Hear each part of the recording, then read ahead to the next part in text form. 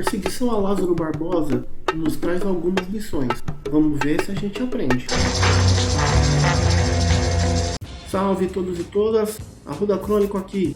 Quando esse vídeo ficou pronto, tinha mais de 15 dias que Lázaro Barbosa estava dando um baile nas autoridades lá em Goiás. Policiais militares, federais, cães farejadores, voluntários, mateiros, drones com sensor de calor e com sensor de movimento e nada.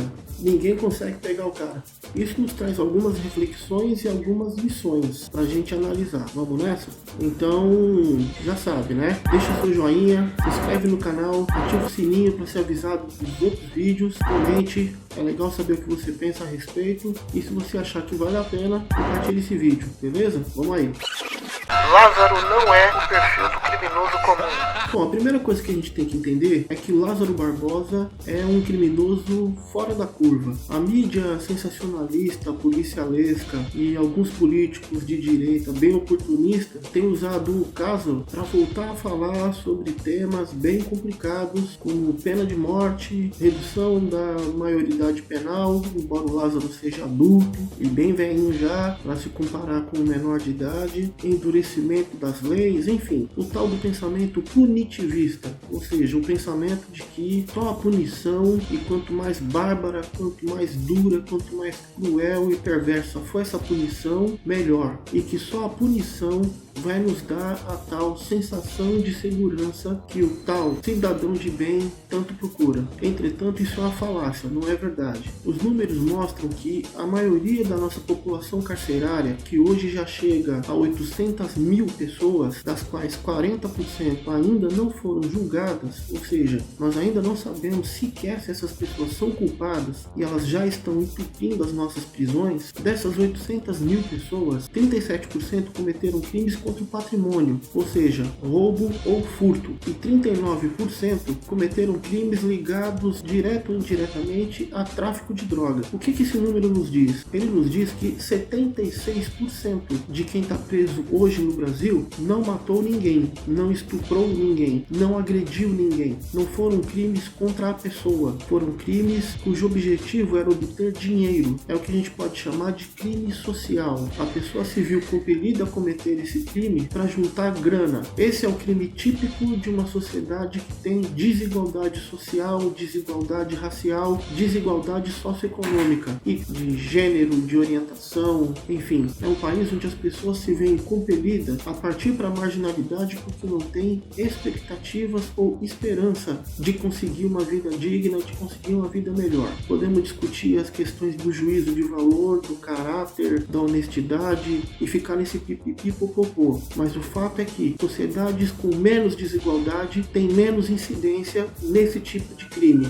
Furto, roubo, tráfico ou quaisquer outros cujo objetivo é ganhar dinheiro, não é diretamente ou propositadamente, intencionalmente, em primeira mão, em primeiro lugar, agredir ou matar ninguém. Se nós somarmos aí a outros crimes de menor potencial ofensivo, nós vamos descobrir que criminosos como Lázaro Barbosa, que mataram e estupraram pessoas, ainda mais na quantidade e intensidade com que ele fez isso, são completamente fora da curva e são a extrema minoria de quem pratica crimes no Brasil. Então usar o Lázaro Barbosa como parâmetro e base para querer alterar legislações, das duas uma, ou é falta de informação ou é má intenção eleitoreira, política ou comercial. Estão querendo ganhar voto ou querendo vender jornal e ganhar ibope. Racismo religioso não é técnica de investigação. A perseguição ao Lázaro Barbosa também tem se caracterizado por um profundo e violento racismo religioso, e rumores deram conta de que Lázaro Barbosa seria violento como é e fez muitas das coisas que fez, assassinatos e estupros e toda sorte de violência, porque seria ligado a rituais de magia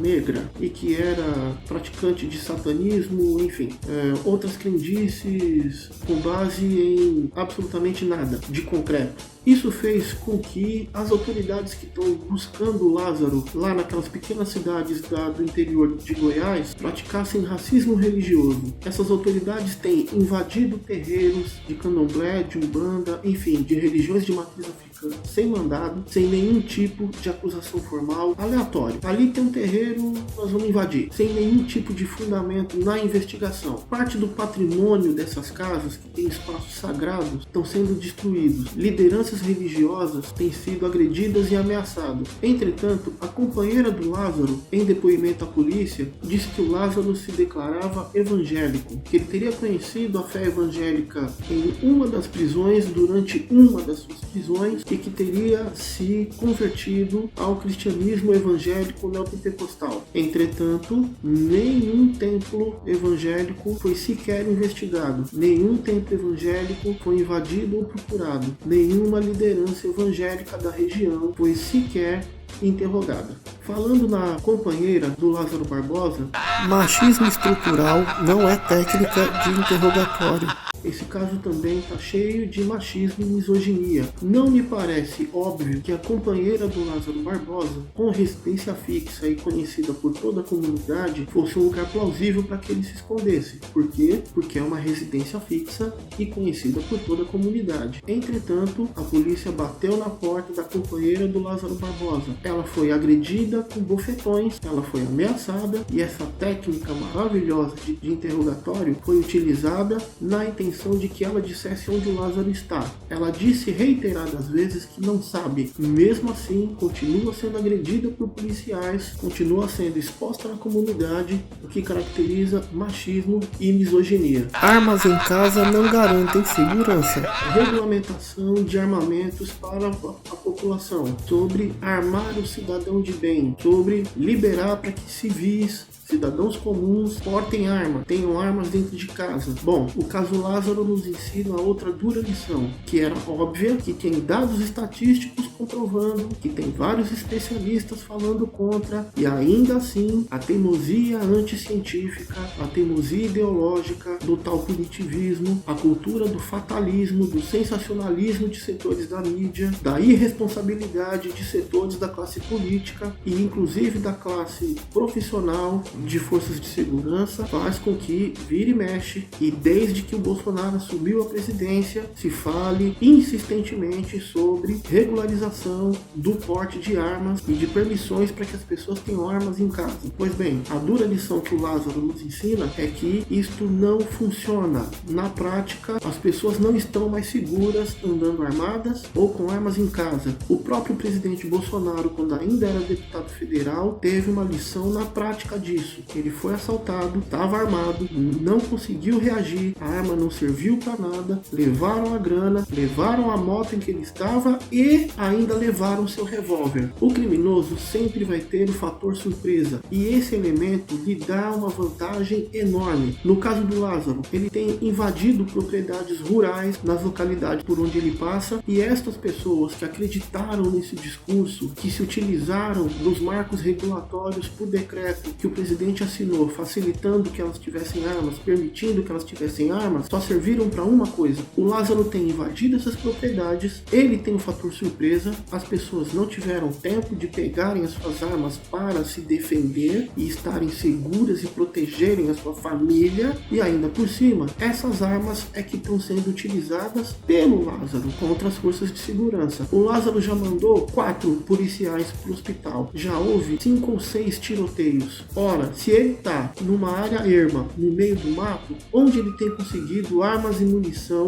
para reagir às incursões policiais? Óbvio, quem tem fornecido armas e munições para o Lázaro são os proprietários rurais que tiveram suas casas invadidas. Então, andar armado, ter armas em casa e se sentir seguro são coisas absolutamente diferentes e elas são opostas. É uma mentira. E o caso Lázaro tem nos confirmado isso. E além do mais, vamos falar agora sobre as nossas forças de segurança.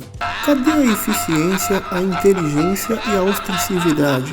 São 400 policiais. cães farejadores, drones, todo um circo armado e ninguém consegue pegar o cara. Isso quer dizer que o Lázaro Barbosa é extremamente inteligente? Não me parece ser o caso. Ele já foi preso várias vezes. O modus operandi dele é exatamente o mesmo, segundo a imprensa tem divulgado. O fato dele conhecer o terreno facilita as coisas para ele? Sim, facilitaria nos primeiros dias, mas depois de 15 dias, com mais de 400 policiais atrás dele, com drone, com helicóptero, com cão farejador, com delegados quase que diariamente dizendo: estamos próximos, creio que até o fim do dia a gente pega, até o fim da tarde a gente pega, até o fim da semana a gente pega, e nada. Eu não tenho conhecimento técnico para dizer aqui que a polícia está mais próxima ou mais distante de pegar o Lázaro, se a polícia errou ou se a polícia acertou, se a polícia tem errado ou se a polícia tem acertado no método, técnica. A questão que eu quero discutir não é essa. A questão é que, comparativamente, as polícias de todo o Brasil, de forma geral, têm elevado a sua taxa de letalidade nas periferias e favelas desse país, principalmente no Rio, mas também com números significativos em São Paulo e em outras capitais. A desculpa tem sido sempre a mesma, embora as populações locais neguem. A desculpa é sempre a mesma. Fulanos de tal que foram mortos a tiros, que foram abatidos em operações policiais,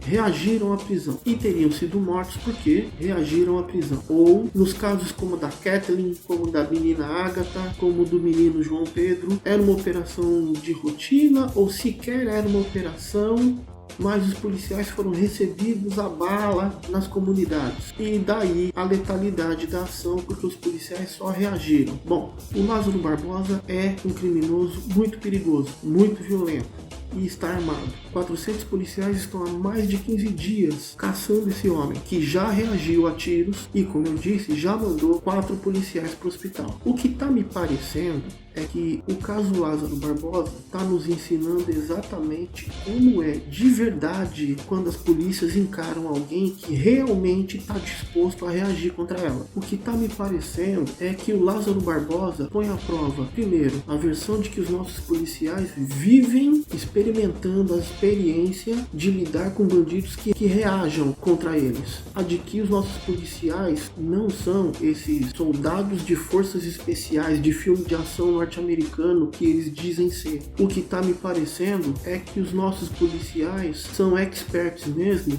violar direitos, agredir e tocar o terror na periferia com população pobre, preta e favelada. Quer saber o que você acha disso? É isso aí, até a próxima.